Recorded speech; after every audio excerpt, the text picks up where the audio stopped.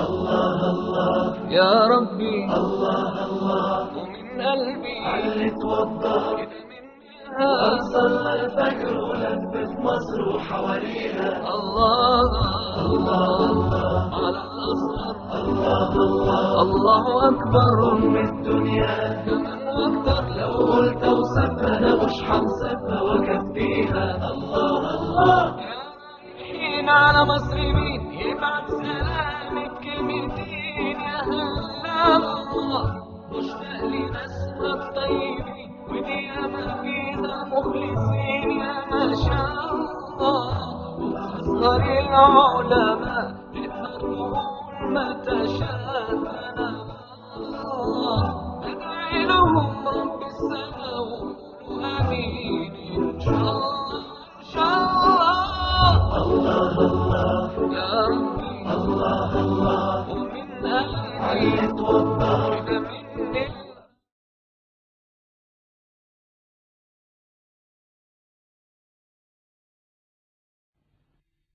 الوحدة 12، الدرس 67.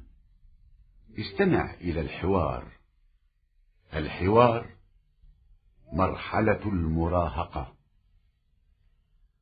أنا قلق على ابني عمر، لقد أصبح يخرج من البيت متى شاء ويرجع متى شاء، ولا يخبرني بالمكان الذي يذهب إليه ولا بالأصدقاء الذين يذهب معهم. أنا خائف عليه. هذا شعور طبيعي، ولكن لا تنسى أن ابنك عمر أتم 16 من عمره، وهو الآن في مرحلة المراهقة، ولا بد أن تعامله بحكمة. كيف أعامله بحكمة؟ يشعر عمر الآن بأنه رجل يعرف ما ينفعه وما يضره. في الحقيقة أنا أعامل عمر كالطفل. افعل كذا، لا تفعل كذا، قل كذا، لا تقل كذا، البس كذا، لا تلبس كذا. هذا أسلوب غير سليم في التربية. معاملة الشباب تختلف عن معاملة الأطفال. سيبتعد عمر عنك. هذا ما حدث فعلا، فهو يقضي معظم الوقت مع أصدقائه ولا أراه إلا قليلا. غير أسلوبك مع ابنك، تحاور معه واحترم آراءه وسيعود إليك. جزاك الله خيرا يا خال عمر. بسم الله الرحمن الرحيم. Arab tili huzuringizda. O'quvchilar kitobi 2-qism. 12-bo'lak yoshlar. 67-dars yetilish davri. Men o'g'lim Umardan bearam bo'lib qoldim. Xalg'anda chiqib ketib, xalg'anda qaytib keldigan. Bargan yerini va aralashgan do'stlarini demaydigan bo'lib oldi. Uningdan ansirab qelyapman. Bu tabiiy tuyg'u. Biroq siz o'g'lingiz Umarning 16 yoshini tugatganligini unutib qolmang. U hozir yetilish davrida. Uningga oqilona muomala qilishingiz kerak. Uningga oqilonlik bilan qanday muomala qilaman?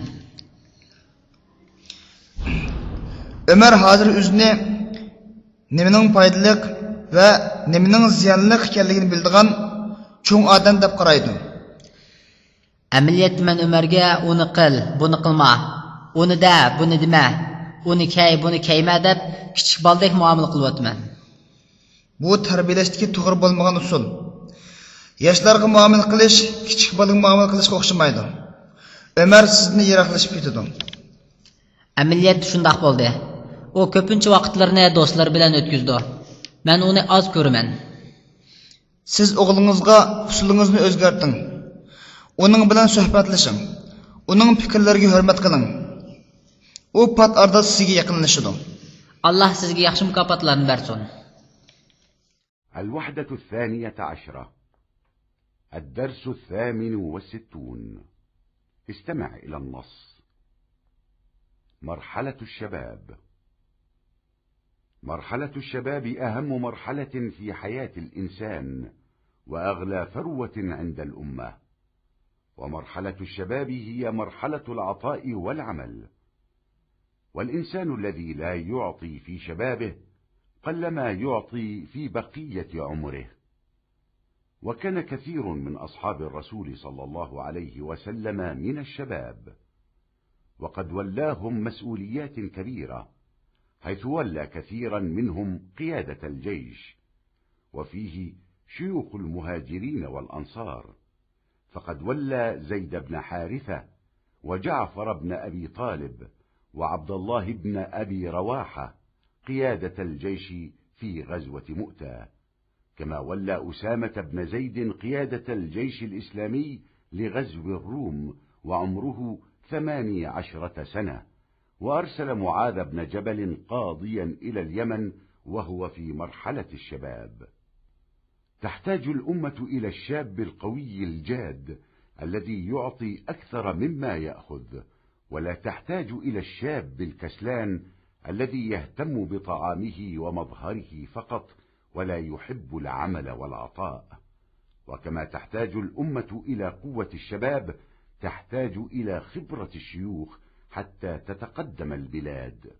وتخطئ الأمة إذا اعتمدت على قوة الشباب وحدهم وأهملت خبرات الشيوخ، وهذا يعني أن تكون هناك علاقة طيبة بين جميع أفراد المجتمع، كبارا وصغارا، رجالا ونساء، حتى تصل الأمة إلى ما تريد. بسم الله الرحمن الرحيم. أردت حضورunuzda O'quvchilar kitobi 2-qism 12-bo'lak yoshlar 68-dars yoshlik bosqichi. Yoshlik bosqichi inson hayotidagi eng muhim bosqich va millatning nazarida eng qimmatli boylik.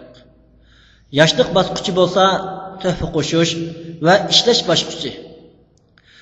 Yosh vaqtida tuhfa qo'sha olmagan kishi qolgan umrda asosan tuhfa qo'sha olmaydi. Payg'ambar alayhisolamning sahobalarining ko'pinchisi yoshlardan bo'lib, ularga cho'ng mas'uliyatlarni yuklangan edi. Muhojir va ansarlarning oqsoqollari turib, yoshlardan ko'pinchisini qo'shinning qo'mondonligiga tayinlagan edi. Mu'ta urushda Zayd ibn Harisa, Ja'far ibn Abi Talib va Abdullah ibn Ravaha qatorliqlarni qo'shinning qo'mondonligiga tayinlagan edi. Shundaqla Usama ibn Zaydni 18 yosh vaqtida Rum urushidagi musulmonlar qo'shinining qo'mondonligiga tayinlagan edi va Muaz ibn Jabalni yosh vaqtida Yamanga qozi qilib avatgan edi. Ummat olgandan ko'proq bera oladigan kuchlik va tirishchan yoshga muhtojki, o'zining tamog'i va shakliga ahamiyat berib ishlash va tuhfa qo'shishni yaxshi ko'rmaydigan o'rin yoshga muhtoj emas. Davlatning taraqqiy qilish uchun ummat yoshlarning kuchiga muhtoj bo'lganidek peshqadamlarning tajribasiga muhtoj. Agar ummat peshqadamlarning tajribasiga sal qarab, yoshlarning kuchiga tayansa xatolashadi.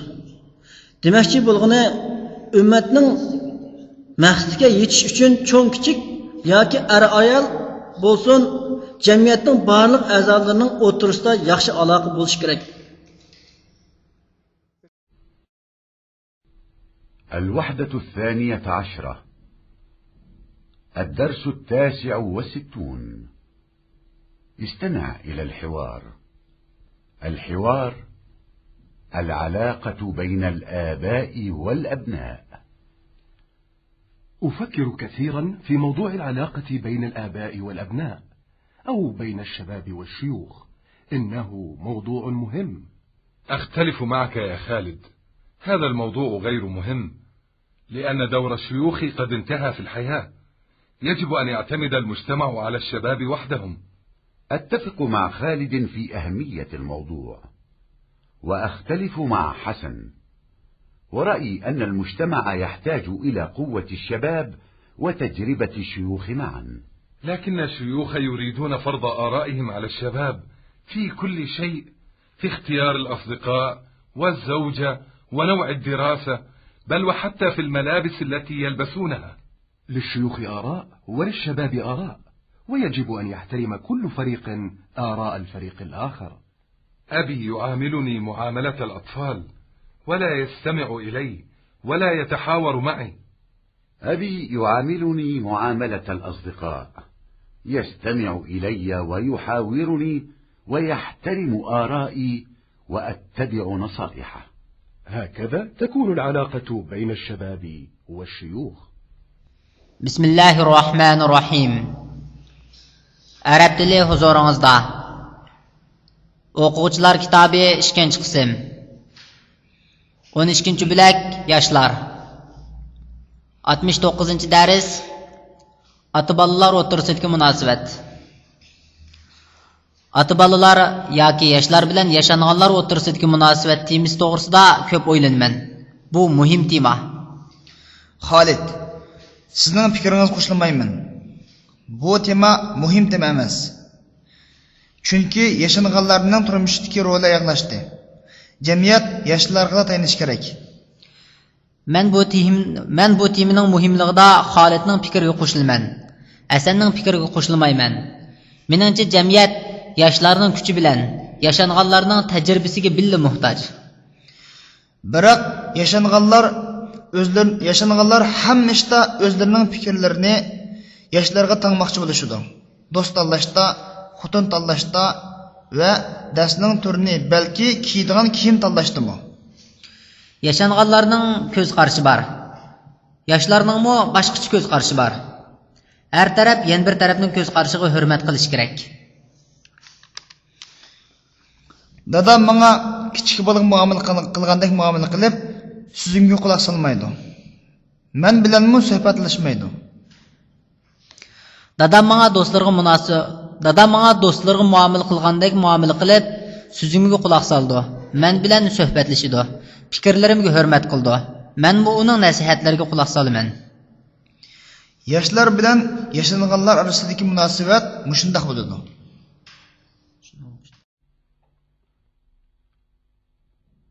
الوحدة 12. الدرس 70. استمع إلى النص. من مشكلات الشباب. يواجه الشباب مشكلات كثيرة في هذا العصر، ومن ذلك مشكلة الغزو الثقافي الذي يأتي في صور كثيرة مثل محاربة اللغة والثقافة، وفرض لغات وثقافات أجنبية محلها، كالدعوة التي نادت بترك اللغة العربية واستعمال اللهجات المحلية لتمزيق الأمة وفصلها عن تراثها، أو كالدعوة إلى تدريس العلوم في الجامعات العربية باللغات الأجنبية. وقد تأثر بعض الشباب بهذه الدعوات، فأخذ يقلد أصحاب اللغات والثقافات الأجنبية في كلامهم وسلوكهم. يشعر الشباب أحيانا بالتناقض بين ما تعلمه في بيته ومدرسته ومجتمعه من أخلاق، وبين ما يبث في وسائل الإعلام من أخلاق تخالف أخلاق مجتمعه ودينه. وكثيرا ما تنجح تلك الوسائل في التأثير في بعض الشباب، ولعل هذا سبب انتشار المخدرات والجريمة بصورها المختلفة في بعض المجتمعات. يشكو الشباب من أن المجتمع لا يهتم بهم كثيرا، ويقولون إن فرص التعليم العالي أصبحت قليلة، وإن الشاب بعد أن يتخرج في الجامعة لا يجد العمل المناسب، ويرى أن الزواج يكلف كثيرا من المال. ولا شك أن الشباب على حق في كثير مما يقولون، وعلى المجتمع أن يعمل على حل مشكلات الشباب حتى يشاركوا في عملية البناء. بسم الله الرحمن الرحيم. Arab tili huzuringizda. O'quvchilar kitobi 2-qism. 12-bo'lak yoshlar. 70-dars yoshlardagi masalalar. Bu zamonda yoshlar nurg'un masalalarga duch kelyotadi. Shularning biri ko'p xil shakllarda keladigan madaniyat ko'rish masalasi. Masalan, til va madaniyatga qarshi turib, shuning o'rnida yot va madaniyatlarni tengishga o'xshash. Ümmetni parçalash, miroslardan ayirish uchun arab tilini tashlab, yerlik shivalarni ishlatishni ko'tarib chiqqan chaqiriqlardek yoki arab universitetida chet el tillarini o'rganishga chaqirishdek. Bir qism yoshlar mushu chaqiriqlarning ta'siriga uchrab, so'zlari va yurish-turishlarida chet el til va madaniyat egillarini do'rashga boshladi. Yoshlar ba'zida uyda, maktabida va jamiyatida o'rgangan axloqlar bilan axborot vositalarida tarqatayotgan jamiyati va dinning axloqiga qarshi axloqlar o'rtasida zidlikni his qilyotadi. Ko'pincha shu vositalar bir qism yoshlarga ta'sir ko'rsatishda utuq qozonyotadi. Balkim bu bir qism jamiyatlarda xilma-xil shakldagi zararlik, chekimlik va jinoyat sodir qilishning tarqab ketish sababi bo'lishi mumkin. Yoshlar jamiyatning ularga ko'p ko'ngil bilmaydiganligidan shikoyat qilib mundaq deydi: yuqori o'qish fursati ozlab ketdi. Yosh universitetni bitirgandan keyin munosib xizmat topolmaydi hamda to'y qilish nurg'un pul talab qiladi deb qaraydi. Aniqki, yoshlarning degan gaplarining ko'pinchisi haqiqat. Jamiyat yoshlarning qurish ishlariga qatnashishi uchun masalalarni hal qilish kerak.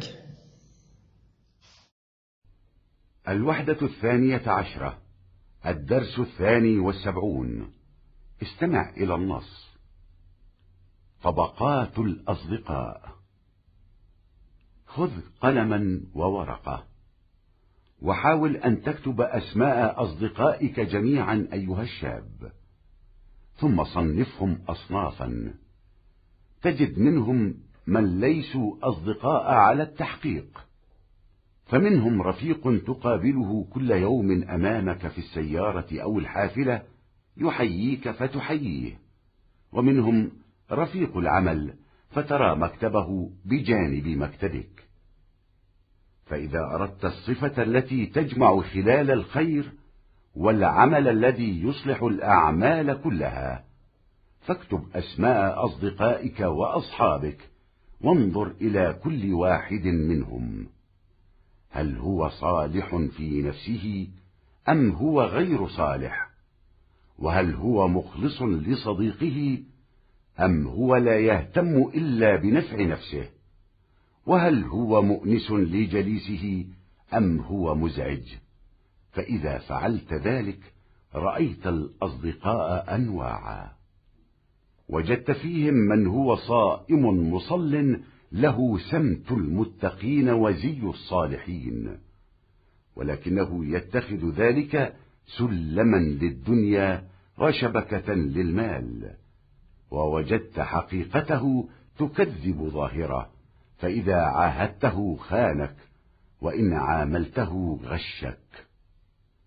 ووجدت فيهم من يبدو أنه صادق المعاملة أمين اليد، لكنه لا يصوم ولا يصلي وليس له من الدين إلا اسمه، فهو يفسد عليك دينك.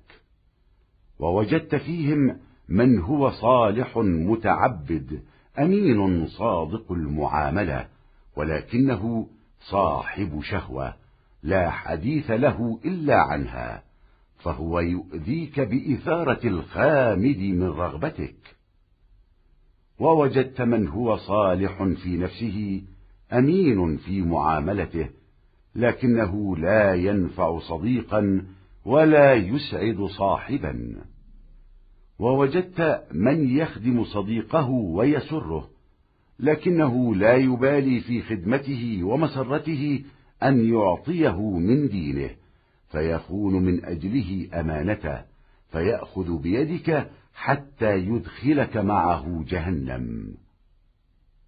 ووجدت من هو دين في نفسه معين لصديقه واقف عند حدود الله، لكنه يجهل طرائق المعاشرة. ووجدت من هو أحمق أو فاحش. ووجدت من يصادقك لحسبك أو منصبك، فهو يتخذك زينة ليومه وعدة لغده، فأنت عنده حلية تجمل الجدار. ووجدت فيهم من هو صالح في نفسه، أمين في معاملته، صادق في قوله، ينفع صديقه ويسعد صاحبه، فاظفر به. والخلاصة أن الأصحاب 5: فصاحب كالهواء لا يستغنى عنه، وصديق كالغذاء لا يعيش الإنسان إلا به، ولكن ربما ساء طعمه أو صعب هضمه، وصاحب كالدواء مر كريه لكن لا بد منه أحيانا، وصاحب كالخمر تلذ لشاربها ولكنها تودي بصحته وشرفه، وصاحب كالبلاء. أما الذي كالهواء فهو يفيدك في دينك وينفعك في دنياك، وأما الذي هو كالغذاء فهو الذي يفيدك في الدنيا والدين، لكنه يزعجك أحيانا بغلظته وجفاء طبعه. وأما الذي هو كالدواء فهو الذي تضطرك الحاجة إليه وينالك النفع منه، ولا يرضيك دينه ولا تسليك عشرته. وأما الذي هو كالخمر فهو الذي يبلغك لذتك وينيلك رغبتك، ولكن يفسد خلقك ويهلك آخرتك. وأما الذي هو كالبلاء فهو الذي لا ينفعك في دنيا ولا دين، ولا يمتعك بعشرة ولا حديث، ولكن لا بد لك من صحبته. عليك أن تجعل الدين مقياسا ورضا الله ميزانا، فمن كان يفيدك في دينك فاستمسك به، إلا أن يكون ممن لا تقدر على عشرته. ومن كان لا يرضيك فاتركه، إلا أن تكون مضطرا إلى صحبته، فتكون هذه الصحبة ضرورة بشرط ألا تجاوز في هذه الصحبة حد الضرورة. وأما الذي لا يضرك في دينك ولا ينفعك في دنياك ولكنه ظريف ممتع، فاقتصر منه على الاستمتاع بظرفه، على ألا تمنعك هذه الصحبة من الواجب ولا تمشي بك إلى عبث أو إثم. بسم الله الرحمن الرحيم. Arab tili huzuringizda. O'quvchilar kitobi 2-qism. 12-bo'lak yoshlar. 62-dars do'stlarning turi.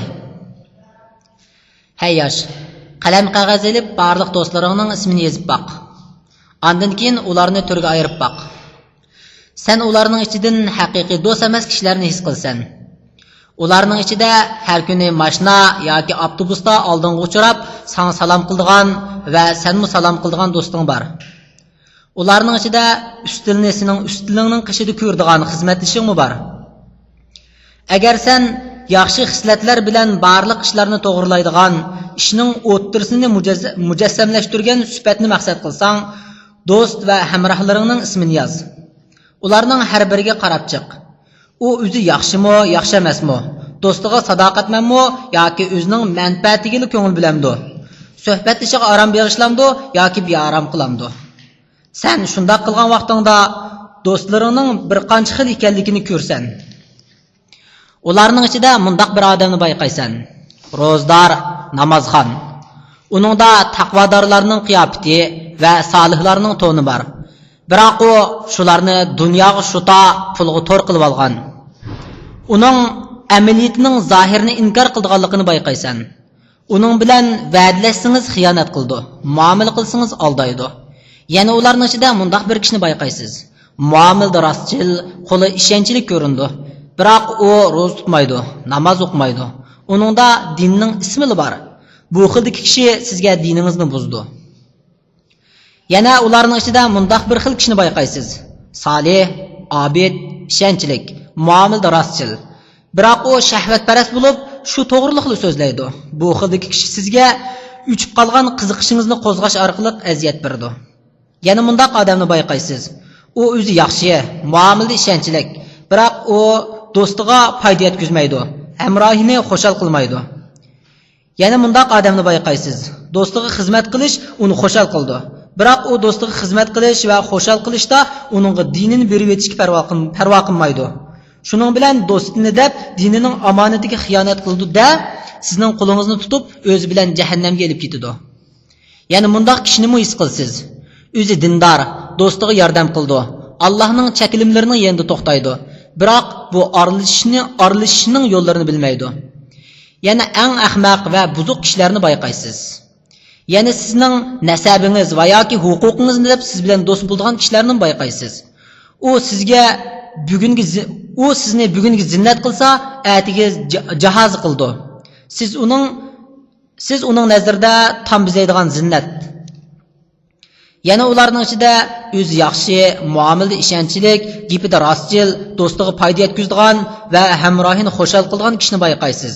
Dal shuni tanlang. Xulosa, hamrohlar 5 turlik bo'ldi. Havoga o'xshaydigan, ayrılg'il bo'lmaydigan hamroh. Tamoqqa o'xshaydigan kishi uningsiz yasholmaydigan do'st. Biroq ba'zida ta'mi buzilib, hazm qilish qiyin bo'lishi mumkin. Doriga o'xshash ochiqsiz hamroh. Biroq ba'zida bo'lmaydi. Aroq o'xshash ichki kuchiga huzur bag'ishlaydigan hamroh.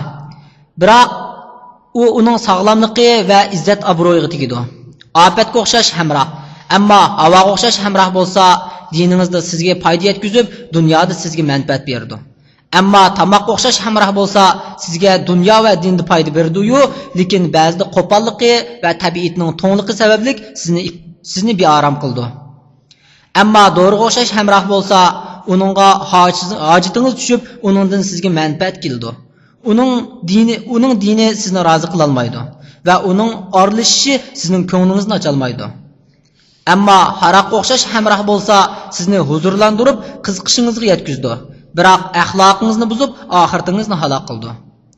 Ofatga o'xshash hamroh bo'lsa, sizga din yoki dunyodan manfaat yetkazmaydi va aralashish yoki paranglashish bilan sizni manfaatlantira olmaydi.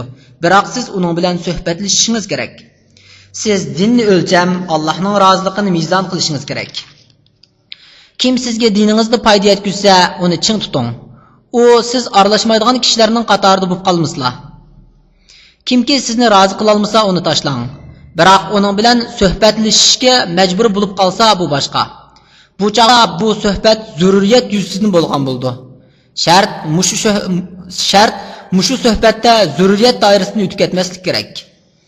Ammo diningizda sizga ziyon yetkazmaydigan, dunyoda sizga foyda yetkazmaydigan, biroq zirak manfaatli hamroh bo'lsa, uning zirakligi bilan manfaatlanish bilan bo'ldi qiling. Shart mushu suhbat sizni majburiyatni to'sib, behuda ish yoki gunohga elib mangmaslik kerak.